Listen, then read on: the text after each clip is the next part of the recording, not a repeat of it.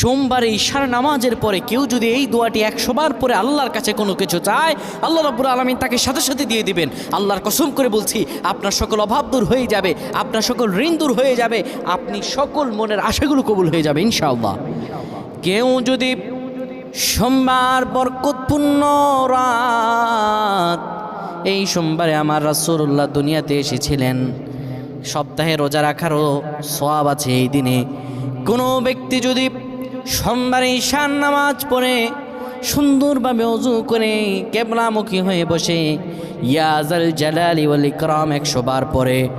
30 বার দুরূদ শরীফ পড়ে, 3 বার সূরা ইখলাস পড়ে, 3 বার সূরা ফালাক, 3 বার সূরা নাস পড়ে, 10 বার দুরূদ শরীফ পড়ে, আল্লাহর কাছে কোনো দোয়া করে, আমার রব্বুল আলামিনের কাছে দোয়া করতে দেরি হবে, কিন্তু আমার রব আল্লাহ রব্বুল আলামিন দোয়া কবুল করতে